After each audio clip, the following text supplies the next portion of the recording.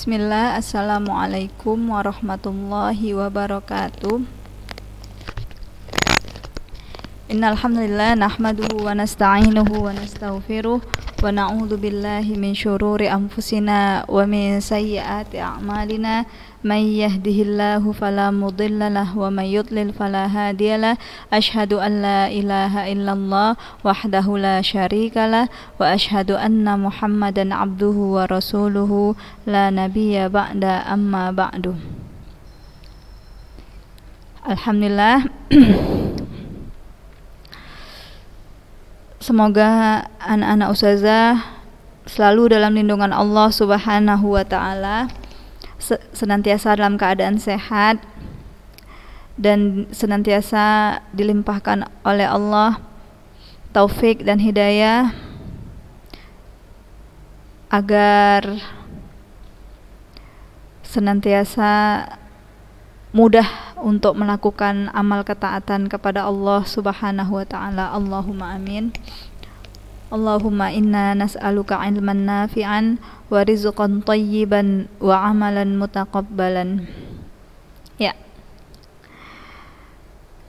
Anak-anak ustazah, kita masih pada hadis yang ke-23. Ya. Dan ustazah harapkan ini telah kalian hafal. Maka sebelum kita mulai, kita baca terlebih dahulu, ya, isma'na jayyidan. Kalau bisa isma'nanya biduni nazar ilal kitab, ya, tanpa melihat ke buku atau ke layar. An Abi Malikin Al-Harith bin Asim al-Ash'ari radhiyallahu anhu qala Rasulullah sallallahu alaihi wasallam at-tuhuru syatrul iman walhamdulillah tamla'ul mizan wa subhanallahi walhamdulillah tamla'ani aw tamla'u ma bainas samai wal ard was-salatu nurun was-sadaqatu burhan was-sabru diya wal qur'anu hujjatun laka aw 'alaika kullun nas yaghdu faba'i'un nafsahu famu'tikuha aw mubiquha. Rawahu Muslim. Coba kita artikan, ya. Bersuci adalah sebahagian dari iman, dan ucapan hamdalah dapat memenuhi atau memberatkan timbangan, memenuhi timbangan. Wa subhanallah walhamdulillah, ucapan subhanallah dan alhamdulillah keduanya mampu memenuhi, ya, atau salah satunya, atau salah satunya, apakah dia subhanallah, apakah dia alhamdulillah, atau kedua-duanya dapat memenuhi seisi langit dan bumi. Was-salatu nur, salat itu adalah cahaya.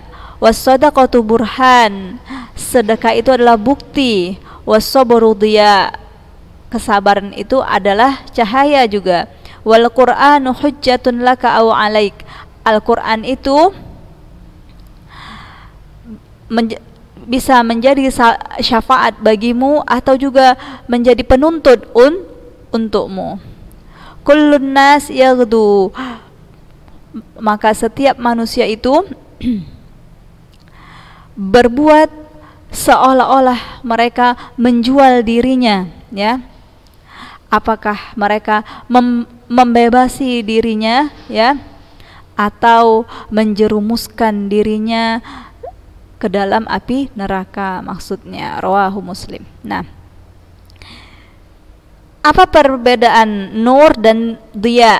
Ya, apa perbedaan nurun dan diya? Yang kalau kita artikan, cari di kamus, artinya sama. Nur adalah cahaya dan kesabaran juga artinya cahaya. Lihat. Nah, kalau di sini salat adalah cahaya, sedekah adalah salat adalah cahaya, kesabaran adalah sinar. Nah, nur itu cahaya, ya. Akan tetapi cahayanya cahaya yang nyaman, ya. Cahaya yang sejuk, seperti cahaya rembulan di malam hari ada cahaya, akan tetapi dia tidak membuat manusia-manusia yang terkena cahaya tersebut resah, ya, atau mengeluarkan keringat. Jadi nur ini adalah cahaya, namun cahayanya itu nyaman, seperti juga cahaya matahari yang baru terbit, cahaya matahari di pagi hari. Adapun dia adalah cahaya atau sinar, akan tapi sinar dan cahayanya itu menyengat, seperti sinar cahaya matahari di siang hari, panas, ya, membuat kita tidak nyaman atau membuat kita resah, ya, berkeringat. Nah, inilah namanya dhiya. Seperti as-sabar, ya. Tatkala kita diberikan oleh Allah musibah, ya, kita harus sabar dengan musibah tersebut. Kita harus sabar dengan takdir Allah Subhanahu wa ta'ala. Sabar yang kita rasakan, ya, meskipun kita rela pasrah dengan musibah tersebut, akan tetapi ada rasa yang menyakitkan, seperti atau ada kesedihan. Nah, itulah seumpamanya dengan dhiya, cahaya, ya, semua kita butuh cahaya. Kalau nggak ada cahaya di pagi hari dan di siang hari, ya mau gimana kehidupan kita di muka bumi ini? Seperti tumbuh-tumbuhan, ya, buah-buahan, para petani yang menjemur hasil tanamannya, ya, para nelayan yang menjemur hasil tangkapannya, seperti itu. Meskipun cahaya itu panas, tapi kita butuh. Seperti juga kalian, umi-umi kalian yang menjemur pakaian, ya, membutuhkan cahaya panas tersebut. Nah, itulah dia perbedaan nur dengan dhiya. Maka kita lanjut ke faedah hadis, ya. Minggu lalu kita sudah sampai kepada yang nomor 10, ya, bahwasanya hadis di atas tersebut menjelaskan keutamaan bersabar, bahwasanya sabar itu ganjarannya sangat besar. Nah, sabar di sini, ya, anak-anak ustazah, tidak hanya melulu dengan kesabaran terhadap musibah, ya, tidak. Sabar ini terbagi dua, ya. Apa yang pertama? Sabar dalam melakukan ketaatan kepada Allah Subhanahu wa ta'ala. Ini juga sabar namanya. Di dalam melakukan ketaatan kepada Allah, di dalam berusaha untuk istiqomah, ya, seperti melakukan sholat, ya, bersedekah, mengucapkan zikir-zikir yang telah kita sebutkan tadi di atas, berbuat baik kepada orang tua, memanfaatkan waktu dengan mengisinya kepada hal-hal yang baik, itu butuh kesabaran dan itu merupakan ketaatan. Dibutuhkan sabar. Membaca Al-Quran juga butuh sabar. Menjaga diri dari hal-hal yang dilarang oleh Allah juga butuh sabar. Nah, ini bentuk sabar yang pertama. Melakukan ketaatan kepada Allah Subhanahu wa ta'ala, dan ini ganjarannya sangatlah besar. Bagi orang yang sabar dalam melakukan ketaatan, maka dia akan termasuk golongan orang-orang yang istiqomah. Ketika dia berusaha untuk bersabar dalam menjaga dirinya dari perkara-perkara yang Allah larang atau berusaha agar dirinya selalu di atas ketaatan kepada Allah Subhanahu wa taala, ujung-ujungnya nanti dia akan menjadi seorang yang istiqomah. Apa ganjaran bagi orang yang istiqomah? Kata Allah, la khaufun 'alaihim wa la hum yahzanun. Tidak ada kekhawatiran, tidak ada ketakutan bagi orang-orang yang istiqomah tentang masa lalunya. Dia tidak perlu cemas lagi, dia tidak perlu khawatir lagi tentang masa lalunya karena sudah diampuni. Dan tentang masa yang akan datang, ada Allah yang menjadi penjamin untuk orang-orang yang istiqomah. Nah, sabar yang kedua adalah sabar dalam menahan diri dari perkara-perkara yang Allah larang. Tadi yang pertama, bersabar di atas ketaatan kepada Allah. Yang kedua, bersabar dalam menahan diri dari perkara-perkara yang Allah larang. Nah,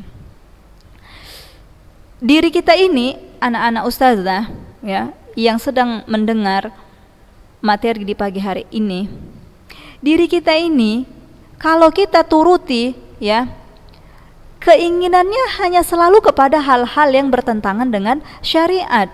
Mau bersantai-santai, maunya berleha-leha, maunya senang-senang bahagia saja. Nah, sedikit disuruh untuk melakukan ketaatan, godaannya besar, berat jiwa ini untuk dibawa kepada kebaikan. Jiwa ini anak-anak ustazah, kalau kita ikuti, maka dia akan terbawa kepada arus kebanyakan manusia. Terlebih lagi ujian remaji zaman sekarang ya, di saat seperti masa seperti ini yang masya Allah sangat berat ya. Hal-halnya sih perkara yang mubah ya enggak. Nah, banyak manusia itu terseret dalam perkara yang mubah, yang memang hukumnya itu boleh, tidak dilarang oleh syariat. Akan tetapi keseringan terjatuh dalam perbuatan yang mubah, maka dia terjerumus ke dalam perbuatan lalai, buang-buang waktu. Contoh ya, saat sekarang ini banyak sekali kami dapatkan ya, wallahu a'lam sumbernya dari mana, akan tetapi anak-anak ustazah ya yang nongkrong di kafe ya kan, minum, makan, setelah itu sambil jepret sana jepret sini ya. Dan yang sangat ustazah sedihkan, itu pakaian syar'inya lepas. Nah, bukankah itu bentuk dari hilangnya kesabaran, dari menahan diri terhadap perkara-perkara yang Allah larang? Kita terbuai dalam perkara-perkara yang boleh-boleh saja. Pada asalnya hukumnya boleh-boleh saja, tapi kita terbuai dalam perbuatan tersebut sehingga kita menjadi orang yang lalai.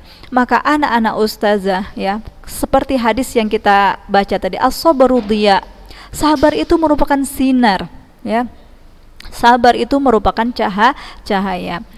Maka hendaklah kita ya, ini tentunya nasihat untuk ustazah pribadi dan juga untuk kalian.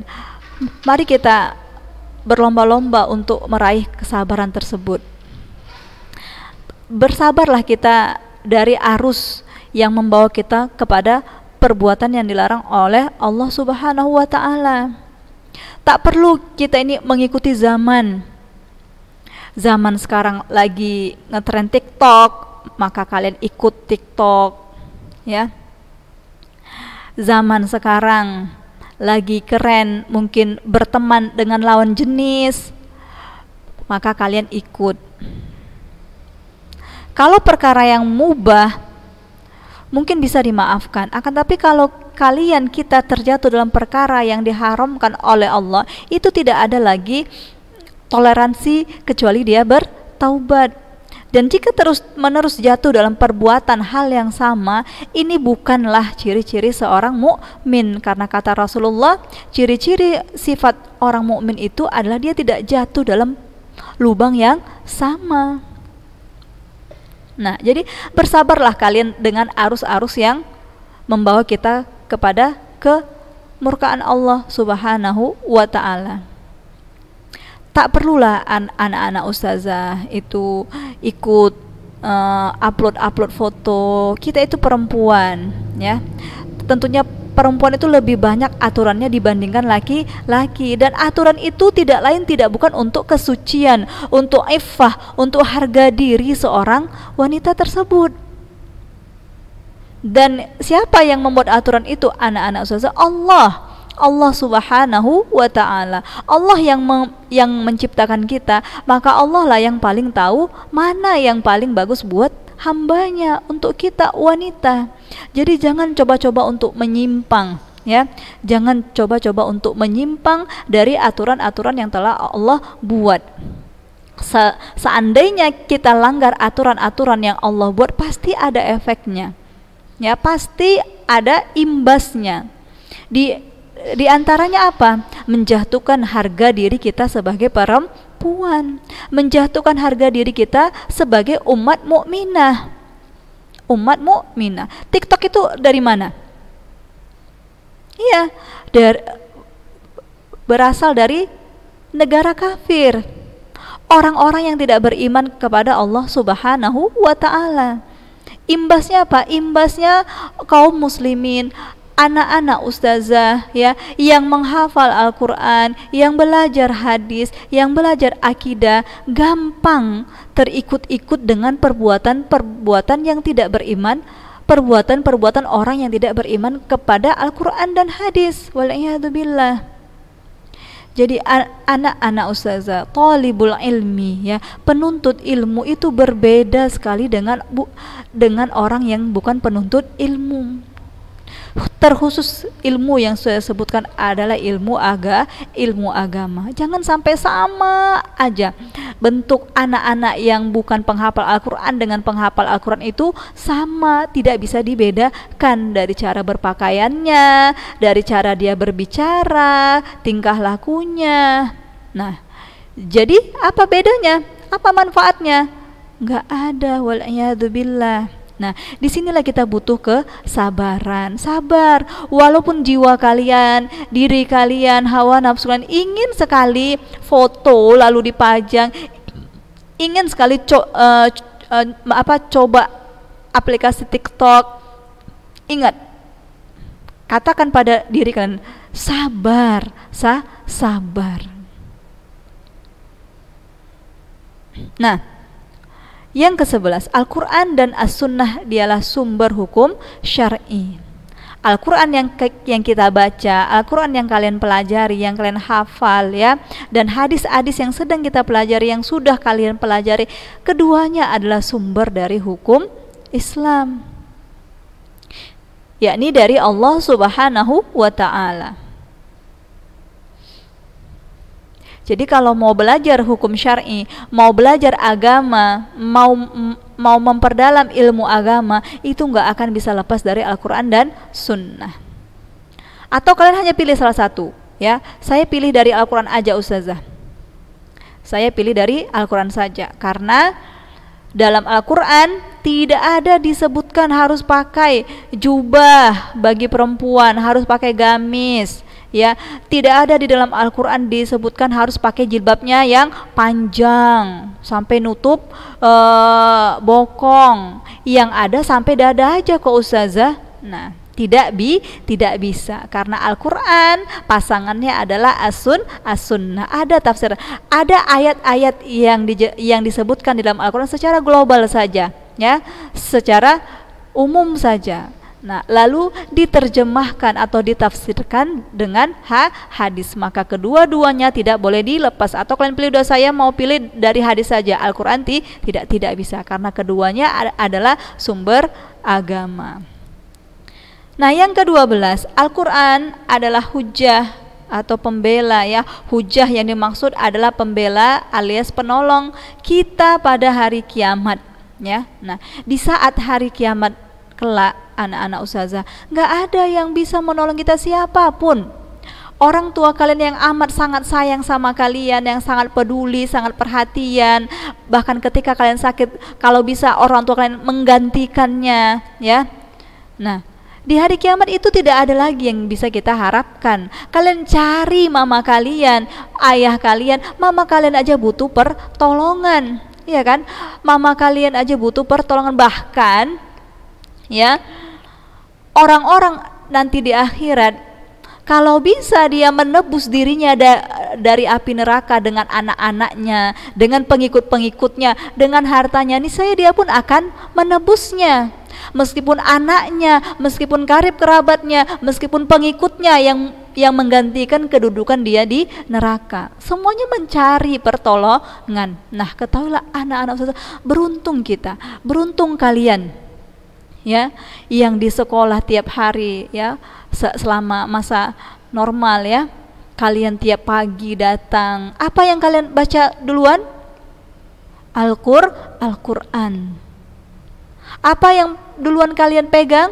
Al-Quran. Bahkan di tas kalian itu selalu ada Al-Quran. Masya Allah. Jadi teman baik kalian, teman ya, sesuatu yang selalu kalian bawa, yang selalu kalian pandang, yang selalu kalian bolak-balik, yang selalu kalian baca, sesungguhnya itu bisa menjadi pembela, bisa menjadi penolong kalian nanti di hari kiamat, di saat tidak ada lagi pertolongan.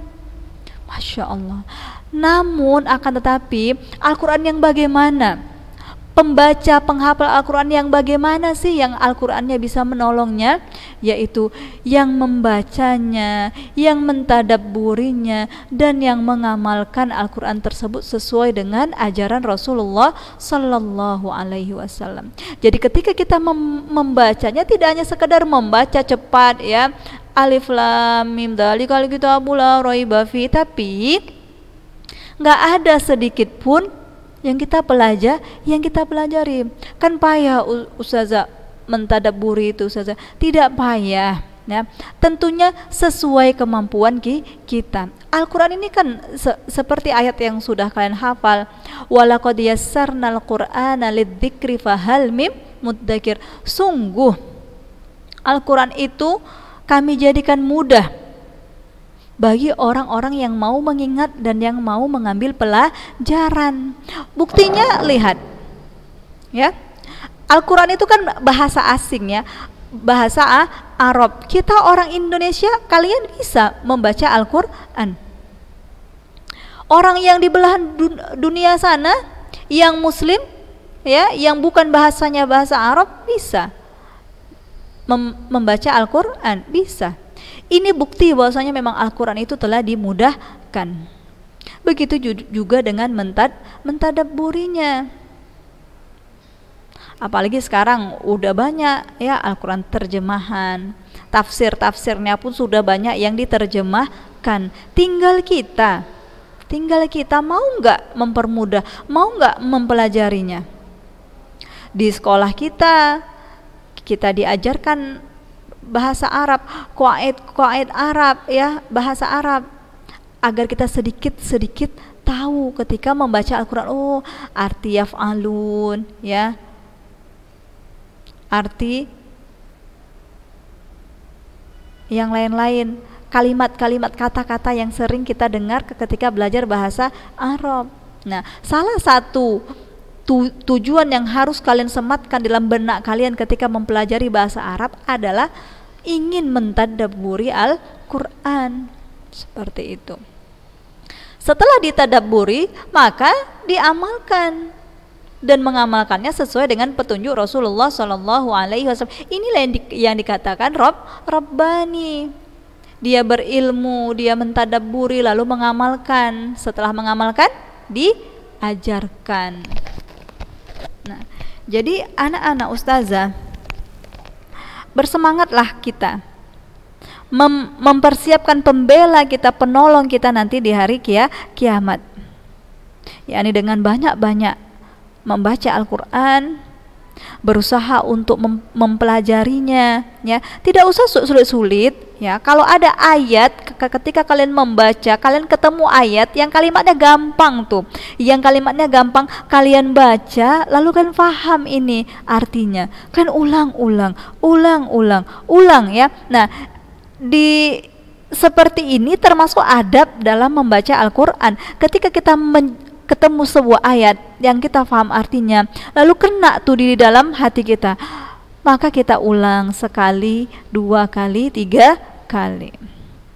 Dan cara mentadabburi Al-Quran, cara mudah mentadabburi Al-Quran adalah membacanya dengan perlahan. Membaca Al-Quran dengan perlahan, nggak perlu ngebut-ngebut cuma kayak kaset rusak seperti itu ya. Gimana mau paham kalau bacanya kencang seperti itu, ngebut, tidak dengan ilmu tajwid seperti itu. Maka kita yang memang sudah kian ya akrab dengan Al-Quran, ya kalau dibilang Al-Quran itu ya udah biasa, saking akrabnya kita ketika disuruh buka surah ini, ayat ini, kita dengan sigap sursut dapat ya. Nah ini telah menunjukkan kalau kita tuh akrab dengan Al-Quran. Nah, maka persiapkan keakraban kita itu, atau tingkatkan kualitas keakraban kita dengan Al-Quran, sehingga nantinya Al-Quran menjadi pembela dan penolong kita pada hari kiamat. Nah yang berikutnya, Al-Quran kelak menuntut orang yang membacanya tapi tidak mengamalkan kandungannya, atau membacanya demi memperbanyak harta dengan motivasi dunia, wal'iyadzubillah. Nah inilah Al-Quran yang menjadi penuntut si pembaca. Ketika apa? Ketika si pembaca tidak mengamalkan kandungannya. Masya Allah, wal'iyadzubillah. Jadi ustazah harus diamalkan semuanya semampunya. Ingat, agama ini mudah ya, agama ini mudah. Barang siapa yang ingin mempersulit agama tersebut ya, niscaya dia akan terkalahkan. Tidak bisa anak-anak ustazah. Kita, kalian, ustadz manapun ya, ustadz kondang manapun, syekh manapun ya, mampu nggak mereka mengamalkan seluruh kandungan Al-Quran? Gak mampu, tidak mampu. Lalu bagaimana? Kita lepas kayak gitu saja? Tidak, akan tetapi kita ada di tengah-tengah ya, tidak melalaikan kali, nggak juga memberat-beratkan. Jadi semampunya kita tadabburi, semampunya sesuai dengan kemampuan kita, lalu kita amalkan. Kita berusaha untuk mengamalkan yang kita dapatkan tadi dalam Al-Quran. Meskipun udah usaha gagal lagi, tetapi paling enggak usaha ya, usaha. Allah melarang di dalam Al-Quran ya untuk menjauhi perzinahan, ya kan, menjauhi. Salah satu cara yang disyariatkan di dalam hadis untuk menjauhi zina tersebut adalah tidak berkholwat, tidak berdua-duaan ya, apalagi berpacaran. Ini perkara yang Allah larang dan ada di dalam Al-Quran yang ditafsirkan di dalam hadis. Maka ini kita tahu kan, kalian tahu. Nah, wajib untuk diamalkan, usaha sedikit membatasi ya, tidak bergaul lagi sama yang bukan mahram ya, apalagi bertemu dengan secara khusus di tempat yang khusus seperti itu, wal'iyadzubillah. Jangan gara-gara itu Al-Quran kelak akan menyeret kalian, menyeret kita ke dalam nerakanya Allah, wal'iyadzubillah. Amalkan anak-anak ustazah, berdoa kepada Allah agar kita dimudahkan untuk mengamalkan kandungan Al-Quran ya, tidak mengikuti gaya-gaya kebanyakan orang kafir. Karena kata Allah, wa in tuti' aktsara man fil ard yudilluka an sabilih. Jika kalian ikuti kebanyakan manusia di muka bumi ini, niscaya mereka akan membawa kalian sesat. Kebanyakan remaja sekarang ini apa? Yaitu sibuk di TikTok, ya kan? Sibuk mengupload video, mengupload foto-fotonya, apapun yang sedang dia lakukan dia upload. Nah, inilah kebanyakan, inilah fitnah remaja-remaji saat ini. Lalu kalau kita ikuti itu, maka kebiasaan mereka itu akan menyesatkan kita, jelas menyesatkan ya, jelas menyesatkan. TikTok itu nggak ada musiknya, sesat kita Kita mengikuti kebiasaan-kebiasaan orang kafir, sesat kita. Kita mengikuti irama nyanyinya, sesat kita. Kita menguploadnya, lalu setelah kita upload ada yang mengikuti kita, wal'iyadzubillah, kita dapat dosa jariahnya, wal'iyadzubillah. Anak-anak ustazah, kita telah pelajari di dalam Al-Quran. Jangan sampai Al-Quran yang setiap hari kita bawa, ya, setiap hari kita baca, setiap hari kalian hafal, kalian murojaahkan, tetapi dia nggak ada manfaatnya untuk kita nanti di hari kiamat. Wala'iyadzubillah. Jadi berusahalah anak-anak ustazah, ingat, taat jadi anak soleha itu bukan pas ketika di Ulu Nuha aja, anak-anak ustazah, tidak. Apakah nanti setelah kalian tamat dari Ulu Nuha, ya, setelah nggak menyandang lagi status Ulu Nuha, terus kalian bebas, para malaikat nggak mencatat kalian lagi? Semuanya jadi halal? Enggak, ya. Kami yang ada di Ulu Nuha ini, ya, selaku sebagai pengajar kalian ini hanya menyampaikan syariat Islam, melatih kalian untuk bergaya, bertingkah, beramal sesuai dengan syariat Allah. Selama kalian mengaku Rob kalian Allah, agama kalian Islam, ya, Nabi kalian adalah Muhammad SAW, maka terkena wajib hukum syariat. Bukan pasti Ulu Nuha aja, nak. Lalu selesai tamat dari Ulu Nuha, bebas. Enggak. Tetap kok para malaikat mencatat kalian, Allah mengawasi kalian, meskipun gak ada lagi ustazah-ustazah yang mengintai kalian, tetapi ada makhluk tentara Allah yang lebih teliti lagi dalam mengawasi kalian, yang gak tertinggal satu pun dari tingkah yang kalian lakukan, dari tingkah perbuatan yang kita lakukan, yang lebih teliti 1000 kali bahkan berlipat-lipat kali telitinya dibandingkan ustazah kalian. Wal'iyadzubillah. Jadi anak-anak ustazah, jangan jadikan Al-Quran yang kalian bawa, yang kalau boleh kalian keluhkan, bawanya itu berat ustazah, bawaan kami ini berat, kami bawa buku ini, buku kami tebal-tebal, tambah Al-Quran lagi berat ustazah. Jangan jadikan yang berat-berat tuh gak bermanfaat sama sekali. Punggung kalian pegel, ya, capek bawanya, tetapi capek, letih kalian itu tidak berfaedah, disebabkan apa? Tidak mengamalkan kandungan dari ayat-ayat Al-Quran tersebut. Wal'iyadzubillah.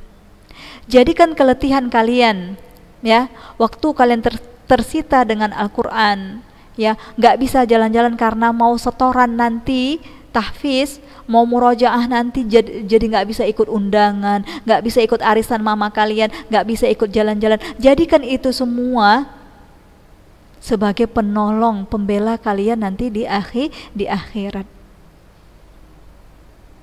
Jangan sia-siakan.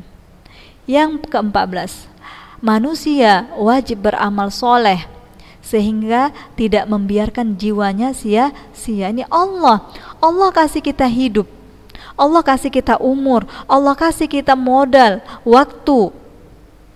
Jadi jangan sia-siakan. Jangan kalian zolimi badan kalian, kulit kalian, jasad kalian dengan menjerumuskannya ke dalam api neraka. Oh, ini kan punya saya, ustazah. Tidak, ini nikmat yang Allah amanahkan kepada kita. Tangan kalian, tangan kita, jempol kalian, jempol kita, ya, kaki, mata, itu adalah nikmat yang Allah amanahkan kepada kita, ya. Allah amanahkan kepada kita. Jangan sampai kita zolimi nikmat tersebut. Dengan apa? Dengan membiarkannya sia-sia, dengan membiarkannya melakukan perkara-perkara yang Allah haramkan. Ya, jempol kalian itu kalian klik sana sini, masuk ke perkara yang Allah haramkan. Maka kita wajib beramal soleh sehingga kita tidak membiarkan jiwa kita dalam hal yang sia-sia. Nah, yang terakhir, hakikat kebebasan adalah menjalankan ketaatan kepada Allah, bukan bebas berbuat apa saja yang diinginkan. Ketika kita menjalankan ketaatan kepada Allah itulah makna hakikat bebas, ya. Bukan berarti bebas mau melakukan apa saja, ya.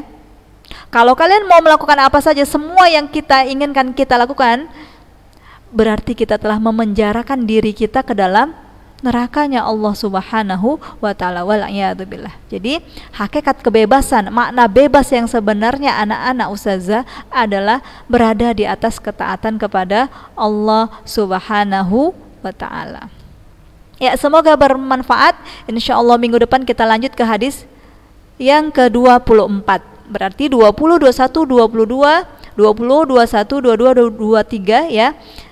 Sudah dihafal sehingga tidak menumpuk.